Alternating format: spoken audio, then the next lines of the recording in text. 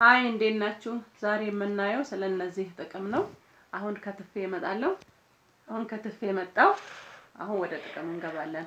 ስማቸው ያው እንግዲህ እንደምታውቁት ካሮት ነው፣ ቲማቲም ነው፣ ቀይ ስር ነው፣ ሎሚ ነው። ስለነዚህ ጥቅም ነው የምናየው።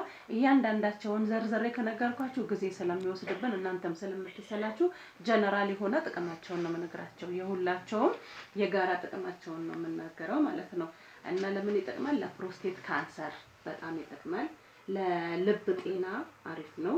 ለደም ግፊት አሪፍ ነው። ለቆዳ ጤንነት አሪፍ ነው። የደም ስኳርን በመቆጣጠር አሪፍ ነው። ለኮሌስትሮል ባድ ኮሌስትሮል የሚባለውን በማስወገድ በጣም አሪፍ ነው። ለአይን ጤና አሪፍ ነው።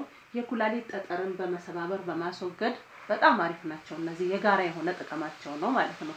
ስለዚህ ተጠቀሙ። ኮሜንት ላይ ደግሞ አስፈሩልኝ። በጣም አሪፍ ነገር ነው ያቀረብኩላችሁ እላችኋለሁ። አሁን ደግሞ አፈጫጨቱን አሳያችኋለሁ። ፈጭቼ ፕሮሰሱን አሳያችኋለሁ።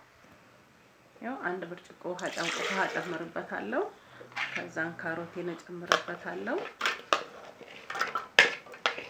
ጊዜ እንዳልወስድባችሁ አዘጋጅቼ ፈጭቼ እንደገና እንመለሳለን ማለት ነው።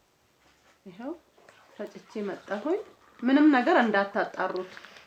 ወዲያው እንደተጣራ ወዲያው እንደተፈጨ ሽው አድርጎ መጠጣት ነው። አለበለዚያ ይዘቅጣል ወደታችና እንትኑ ምንድነው ቀይ ስሩ ምናምን ወደታች ዘቅጦ ስለሚቀርብን ቶሎ ብለን እቺን ጥጥት እናደርጋለን። بالعافيه የጤና ያደርግላችሁ፣ የሰላም ያደርግላችሁ። ባይ ባይ።